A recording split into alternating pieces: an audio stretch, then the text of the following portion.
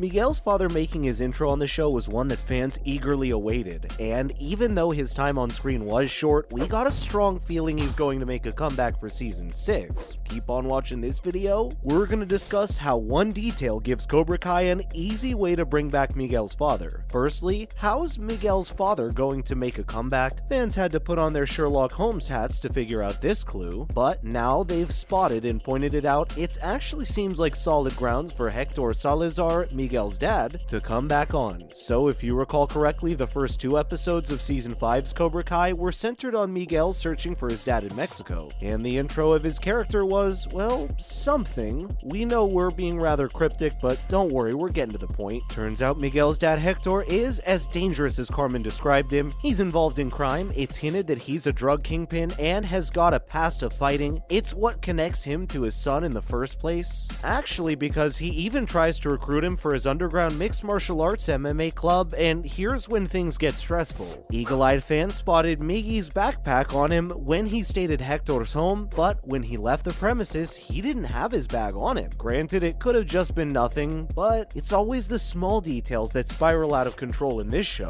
knocking down dominoes all the way till the next season's climax. And we've got a feeling the writers might utilize this small detail, the forgotten background, as breadcrumbs that'll lead him back to Miguel. But there's no knowing he'll act out when he finds out that Miguel's his son, one that he didn't know even existed. That provides him enough reasons to return to the next season as the new big bad villain who's out for revenge. Next, here's why he could be important for the storyline of season 6. Remember how he said he's got a past in fighting? Well, if he's returning to season 6, then he'll have more than just Miguel and Carmen on his mind. He might try to disturb the newfound peace created in the karate world after the events of the season 5 finale, and we know he doesn't mind playing dirty or breaking a few bones to get what he wants. He's running a drug cartel and an underground fight club, remember? He'll utilize that connection and reach out to Miguel during the Sekai Tekai tournament for recruitment purposes, and if he can't do it himself, he'll send one of his American promoters to do the job for him. If you're wondering how he is a threat to the future of karate, some fans think that when he returns to the picture, he'll decide to enter Mickey's life as a father figure, the father, subtly pushing Johnny out of the scene while he's at it. But of course his intentions won't be that sincere. The main assumption is that Miguel will either realize he's being used or will ultimately reject his father altogether, causing the man to go after everything Miguel loves, including karate. Plus, it makes sense story-wise because the seat for season 6's villain is empty ever since Terry Silver's been pushed to the background.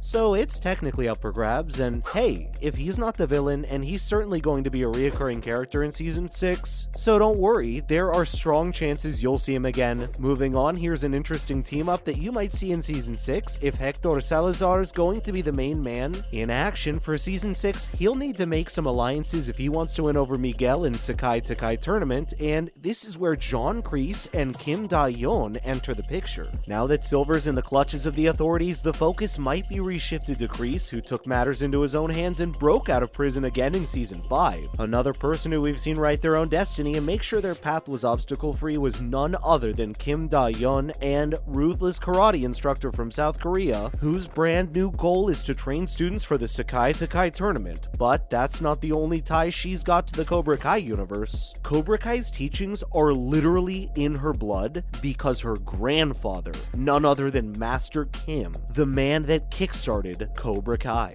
He taught Captain Turner, who in turn passed it down to the ruthless and merciless teachings of Kreese and Silver. Oh, we have a bad feeling that Kim Da-yeon's out for blood. She's been shown to be an intense and exceptionally brutal instructor and an equally terrifying personality, one who's got huge potential of being an antagonist for the future seasons to come. With Kim Da-yeon and Johnny Kreese teaming up, who knows what kind of trouble they'll brew up for the Miyagi Fang Dojo. The creators have definitely opened up a Pandora's box through her character's role, which is, likely said before, bound to stretch out and strengthen with every passing episode. Lastly, here's a look at all the questions fans had about season 5 of Cobra Kai. A few things that fans want answered for season 6 are related to what the future holds for Tory, Robbie, and Kenny's friendship. Will Tory finally leave Cobra Kai following the events of the season and maybe join Miyagi Fang? It'd make sense for her to start afresh. Fans want Kenny and Robbie's relationship repaired ASAP in season 6, and and we agree they deserve a second chance at being friends. Now on to other related news. First, here's what Gianni DiCenzo had to say about his character's development in Season 5. Gianni DiCenzo's character Dimitri has seen a lot of highs and lows in the high school friendship so far, but we can all agree that Season 5 was his year to shine. The boy didn't just bloom, he flourished both as a person and a fighter. Gianni DiCenzo said that his character's thriving because he's getting better at karate, has a part-time job now, and he's got the girl of his dreams. In his words, he's always on the grind, keeping himself busy however he can. When he's not learning karate, he switches to selling phones. Plus, his friendship with Eli/Hawk is back, and not only have they tended to past wounds from the last season, but they're coming back as being known as the Binary Brothers, because get this, they brushed up on their coding skills. And it's especially fun to see the duo hacking from time to time throughout Season 5. Also, let's not forget that now that Eli and Dimitri are besties again, that means the old gang's back together. The season did a great job at tying up loose ends and bringing an element of nostalgia through the return of the Karate Kid characters, or callbacks to certain scenes of the show, and the friendships and characters of Cobra Kai are just as special to us. Also, there's a deleted scene of Karate Kid that basically sums up Cobra Kai's whole story. Quote, "You ever think your teacher might be wrong?" That's a comment that, even now, rings true, because at the end of the day, a student that's bad or plays dirty only does so thanks to his or her sensei.